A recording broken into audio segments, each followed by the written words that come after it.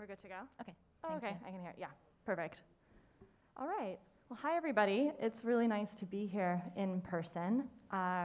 Today, we're going to talk about our Meta fact-checking program and some of the partners we work with. We'll give an overview of the program. So I'll first introduce myself. My name is Sophie Eyears. I lead our European fact-checking program at Meta for Facebook and Instagram. I've been at Facebook for a few years, and I'm very excited to be here today. I'll hand it over to Camilla. Hi, nice to meet you all. I'm Camilla Vagnozzi, and I'm the managing editor at Facta. Facta is part of Meta's third-party fact-checking program, and since 2019, I collaborate with Facebook in the fight against disinformation. And since a few years, Sophie has been my point of contact with Facebook, and so I want to thank her for having me here and organizing this panel. Of course, and I'm happy we can do it together and be here in person finally. It's funny how finally. I've been working with you for 2 years, and the first time I've seen you in person. Yeah. So little things to be excited about. So first off, I'm just going to review kind of the agenda that we're going to talk through today. So I'll first start talking about Meta's third-party fact-checking program. I'll give an overview about it, and then we'll talk more a bit about like our partnership with Facta, because I think it's important for you all to hear both from my perspective and from Camilla's how this partnership works. And then we're going to talk a bit more about the program and our latest fact-checking work. And then, of course, we're going to talk a bit about what's been like the latest misinfo work around the Ukrainian war. So we will go through all of this, and yeah. So, have you got it? Maybe here? There we go. There we go, perfect, thank you. So before we kind of go into more of the specifics about how our fact-checking program works, I want to explain a little bit about overall Meta's approach to integrity. And this is an important one, just to kind of give you a bit more of a scope about how we think about this. So first off, our approach, our strategy is to combat the spread of misinformation under 3 components and kind of buckets that I'm going to walk through: remove, reduce, and inform. So first, I'm going to talk about remove. So remove is basically, we remove misinformation, we Meta, that can contribute to the risk of imminent physical harm, as well as anything else that violates our community standards. And for those of you that don't know what our community standards are, it's kind of the rule book of content at Facebook. So this is the policies about what content you can and cannot post on Facebook and what we will take down if it violates our community standards. Second, for misinformation that doesn't lead to physical harm or otherwise violate our community standards, our approach is to work with our network of third-party fact-checkers, like Facta. And in that, when we see that if we see potential misinformation, our fact-checkers can then rate that as false, and then we will, as Meta, dramatically reduce the distribution of that piece of content. And thirdly, and this is kind of last part of our strategy and an important one, is that the last part of our strategy to combat misinfo is empowering users to make informed judgments about the content that they see online. And this is why we connect our users to authoritative sources of information and surface context about content that is false or disputed, and support digital media literacy initiatives. And so in Inform, we think it's really important to educate users on information and why we level fact-checking articles and really make sure that users can understand why and when they see misinformation and why it's important to read fact checks about it. So now I'm going to talk a bit more about the focus of our program. So fighting misinformation is absolutely an ever-evolving problem, and we at Meta cannot do it alone. So that's why we work with IFCN certified fact checkers who identify, review, and rate viral misinformation across Facebook and Instagram. And this is part of our overall strategy, but this is a program that we started a little over 6 years ago now. And when it first began, we started with a handful of fact checkers, 4 or 5. And then over the past few years, we have now grown to over 80 fact-checking organizations globally, covering more than 60 languages to help us review and rate viral misinformation. And you can see here on this slide of where our fact-checkers are in the world. You see kind of a lot of dots in Europe, and that's because we have over 37 partners that we work with in Europe alone. But you can see over the years, we've gone across the globe and made this a really global program, which is where you can see all of this. So a question we get is like, what is the standard of fact checkers? Like, what are requirements to be a fact checker at Meta? And that's where we work with the International Fact Checking Network, what we also call the IFCN. The IFCN is an umbrella organization that's part of the Poynter Institute that brings together fact checkers worldwide. IFCN launched back in September 2015 to support a booming crop of fact checking initiatives by promoting best practices and exchanges in this field. So all of the partners that we work with have to be certified by the International Fact Checking Network and have to be a signatory of it. And part of being an IFCN is you have to abide by a code of principles. And these are kind of the rules and commitments that organizations have to make in order to be a signatory of the IFCN. And those things include things like nonpartisanship and fairness, and also transparency of sources and funding and methodology, and also importantly, having an open and honest corrections policy. So FACTA is part of this, obviously, and Camilla will talk a bit more in detail about what this means for fact checkers, but this is just to say that this is a standard that all of our fact checkers have to be a signatory of this to be part of our program. So in terms of fact checking, I'm going to talk a little bit about how fact checking at Meta works and our approach to this and how this works with fact checkers. So first off, content is flagged to our third-party fact checkers to review and rate in a variety of different ways. So we as Meta can identify potential misinformation to our fact checkers to review. And for example, this could be, a user flagging in Facebook. They may see a piece of content and say, I think this is misinfo, and they can flag that. And that will directly then go to our fact checkers in country where they can choose to review it. And we also look at different signals of falsity where maybe comments of disbelief, like, oh, that doesn't look real. These are different signals that we use to enqueue content to our fact checkers to review. Equally, our fact checkers can also enqueue content themselves and choose to review and rate that. And so, and this is part of our identifying. So yes, again, we kind of identify potential misinformation to our fact checkers. The second part of this is once we've flagged potential misinformation to our fact checkers, they go on to review and rate it. So they will look at the accuracy of the story, look at, compare it to original reporting, interviewing, look at different sources, consult with public data, and they will do a review to see if that content is in fact misinformation. And what can happen is, we may flag something to them and they can say, actually, no, this is not misinfo. It is up to them to review and rate what that misinfo is.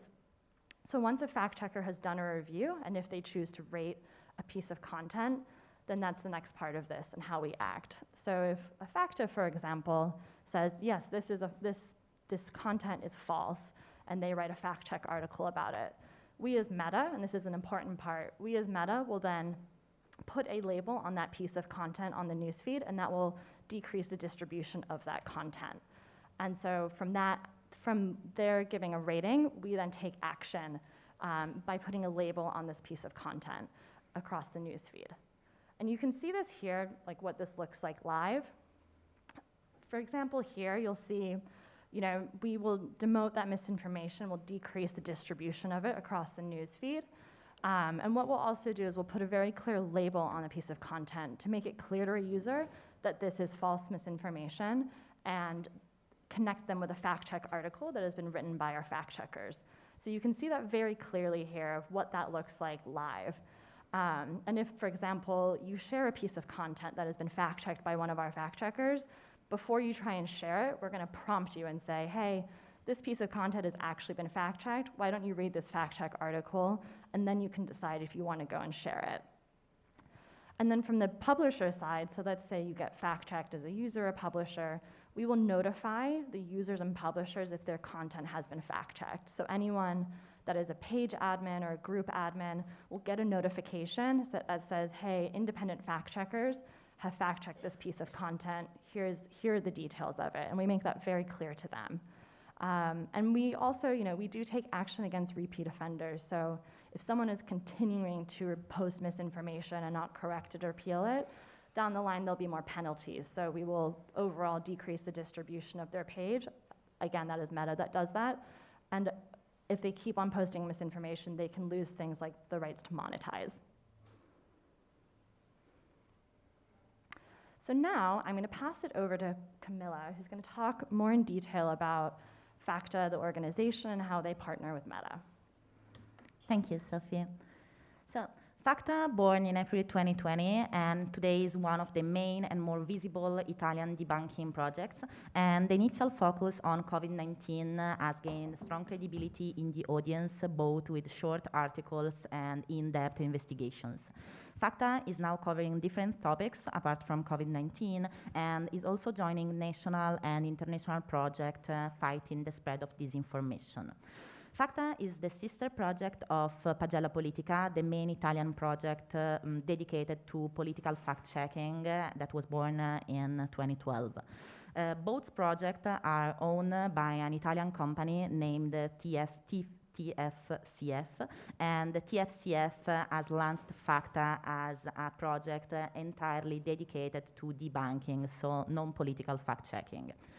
Since March 2021, on one hand, Facta has been certificated and accepted as a member of the International Fact-Checking Network, that is like the main point of reference for all the fact-checking projects around the world.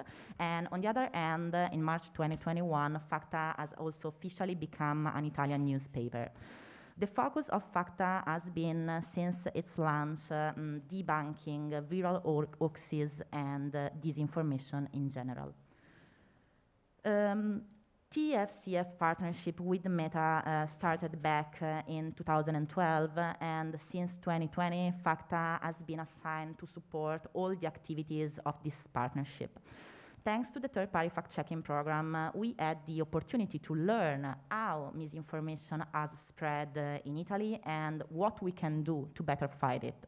On the other hand, we also had the chance, as Meta's partner, to improve the third-party fact-checking tool, that is the tool that fact-checkers around the world daily use. I'll better explain about that in the next slides.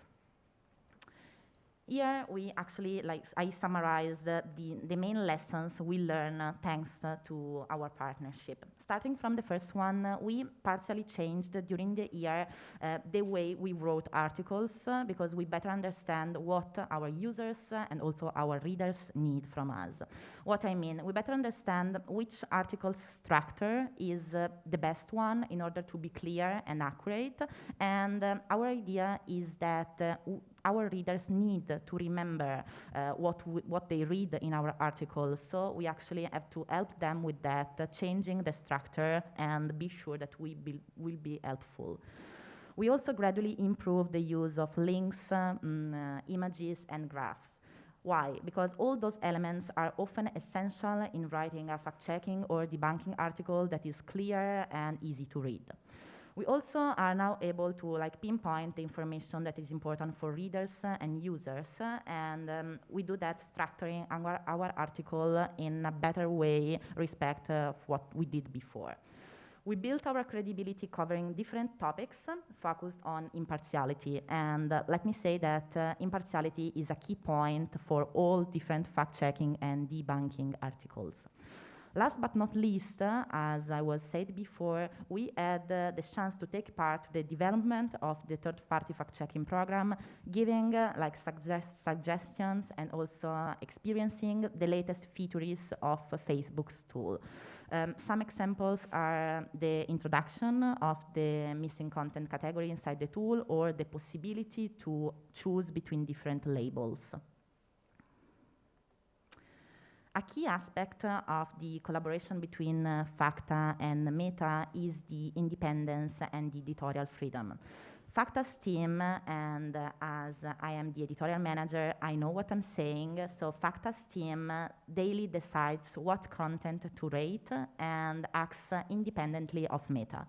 Facta independently decides what content between photos, videos, text, images has to be fact-checked, and then independently decides how to rate it: misinformation, not misinformation, real news, satire, and so on.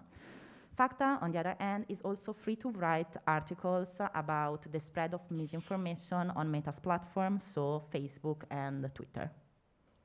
and sorry, Facebook and Instagram. Good clarification. Okay, so the next thing we're going to talk a bit more about is different programs and fact-checking work that we've been doing for the past couple of years. So, we've been working with different partners. As I said earlier, we partner with over 80, but outside of just the program and partners doing their day-to-day work, we've also really been trying to invest in the industry over the past couple of years. So since we had started this program, we've invested over 100 million into different programs supporting fact-checking efforts worldwide.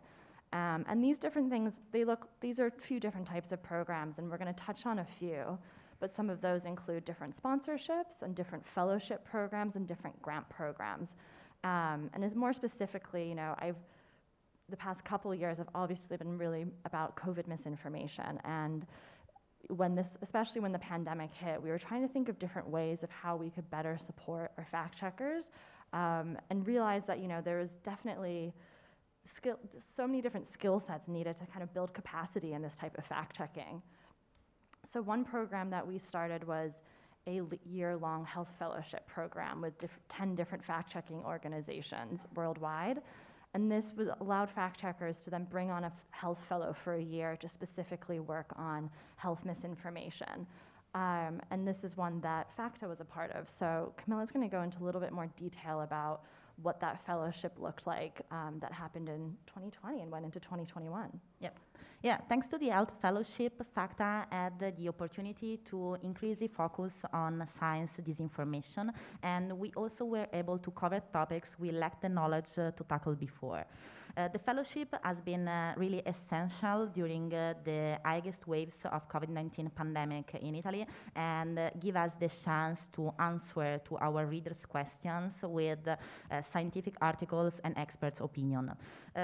During the year of the collaboration, we used to have a scientific journalist, part of Facta's team, and he used to spread his time in writing articles, but also recording podcasts, creating videos for our YouTube channel, but also he had the chance to create like a mutual connection between Facta's team and the Italian scientific community.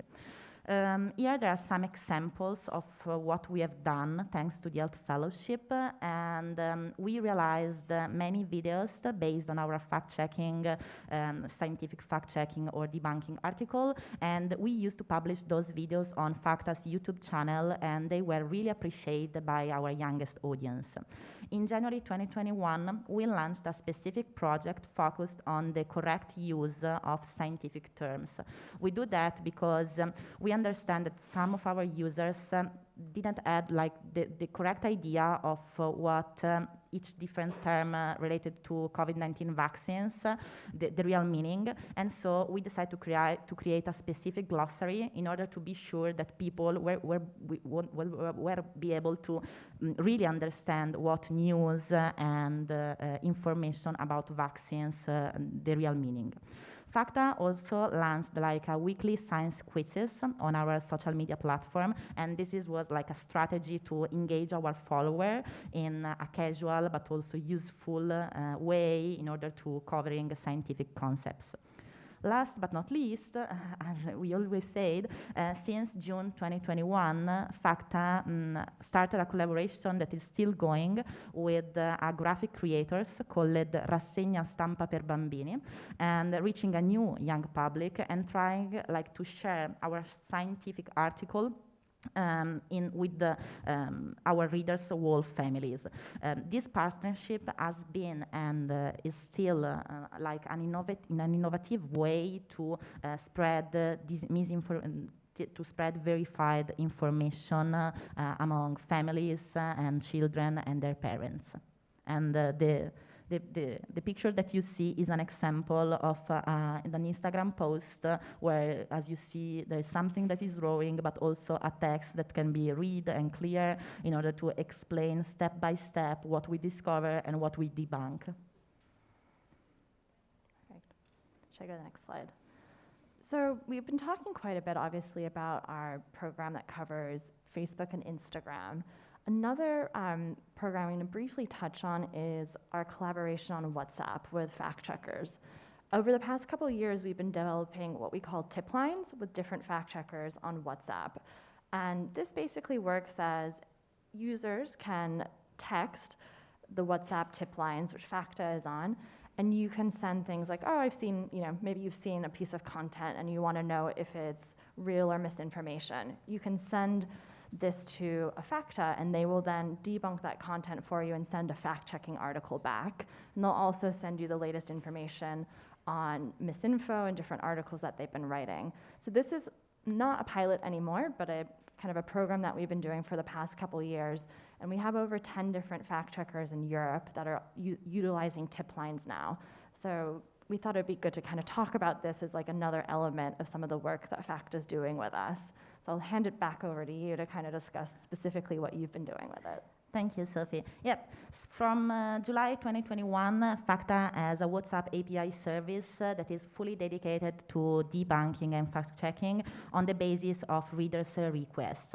The chat works in a very simple way, and like to start chatting with our chatbot, users have to say ciao, that is like one of the most common words in Italy, but also around the world. And then, as you can see in the screenshot behind me, the chat automatically answered our readers, giving them options in which they can choose what to do. Facta's WhatsApp API service was the first API service of its kind being offered in Italy, and so far is also one of the few in the world that works like mostly automatically and in this way. Thanks to our chat, we are also able to have a base for further investigation and better understand where WhatsApp disinformation is going, because for our daily job is essential receive from our readers fact-checking requests, answer, and images or videos, and through WhatsApp and through this service, we have a better idea on how mis and disinformation is spreading in Italy. So when we first started, Camilla and I first started talking about doing this panel, this is at the beginning of the year. Now, obviously, the world has really changed a lot over the past 7 weeks, and with that, so has different misinfo trends. So I thought it was really important that we actually talk about misinfo work around the Ukrainian war on this panel. So from the Meta side, we partner with a lot of organizations in Eastern Europe. We have 2 fact checkers in Ukraine that are still working. So when the war happened, we have expanded with more fact checkers in the region to tackle Russian and Ukrainian misinformation that could be across those regions. So we've asked more partners to take on Russian and Ukrainian fact checking language for right now during the war. We've also, we recognize that we have our fact checkers in the Ukraine, so we've been giving them support of, trying to help them financially in terms of evacuating and relocation costs, because we think this is really important that, these are our partners that are still fact checking, which is pretty unbelievable. But we've also been doing work on our tools to help surface viral, misinformation related to the war to all of our different fact checkers to help them more speedily fact check content around this, because we obviously know it's really timely and important. So Camilla's just going to talk a little bit about, from their perspective, some of the misinformation that they're seeing from their perspective and some of the other work that fact checkers have been doing right now. Yeah, on Facta's side, our debunking activity started before the war. We wrote our first article about the conflict and misleading and false news back to the 14th of February. And then starting from then, we are so on, and also nowadays fighting the spread of mis and disinformation. Since the conflict has started, Facta's team identified 4 ways of dis and misinformation spreading in Italy. We call the first one exponential disinformation. What I mean, during the first day of the war, some Italian media made mistakes sharing false news or misleading videos or images. That really happened, and we fact-checked that. But on the other hand, Facta's team noticed that some users accuse the Italian media of sharing contents that have never been published or broadcasting. So it seems that some real mistakes have then been interpreted as a new way of creating false content against media outlets.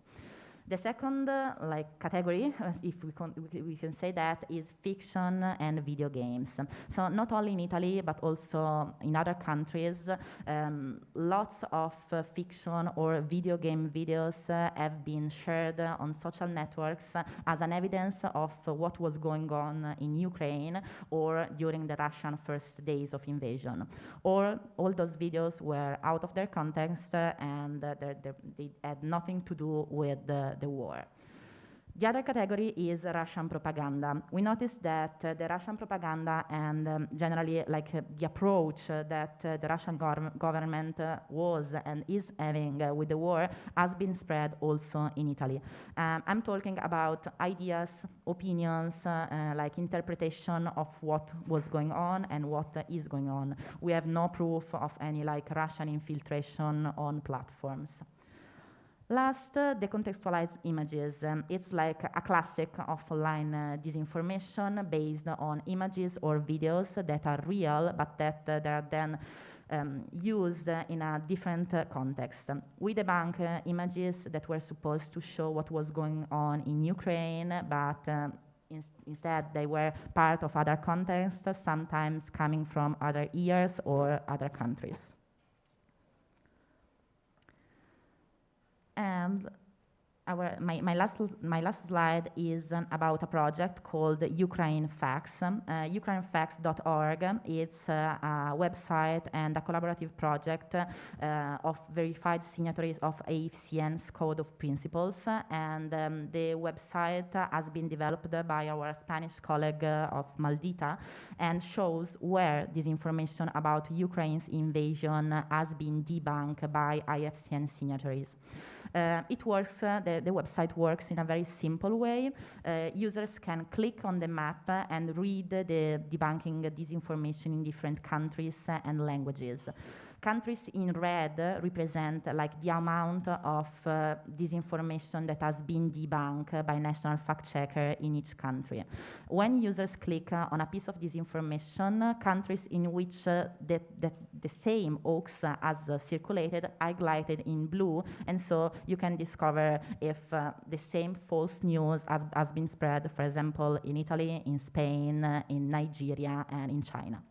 So, thanks to the map, users can see how many countries are fighting against Russia and Ukraine in disinformation. And as a fact checker and as an AFCN member, we are very proud of this project because it's a way to show to our readers how much we work and also how much we are working nowadays to fight Russian disinformation. Great. So, overall, we've gone through quite a bit of content, but just to say that all of the things we've talked about more about the program and where it is, just details and articles about it, it all lives on this website here. So this is a good one to take a photo of. So if you want to learn more information about it and any kind of frequently asked questions, we have it living all there. So yeah, this is the time to get your phones out. And this is also where we where we make announcements about the programs and updates. This is kind of where we send everybody in terms of more info about the program. And yes, so overall, that concludes our presentation. Thanks so much, everybody, for joining. We really appreciate it. So how this works, I know this is a little different. You can scan this QR code, and from there, you can provide feedback or ask questions, and that's what I'll go through and get back to. So thank you, everybody, for joining. Have a great day. Thank you.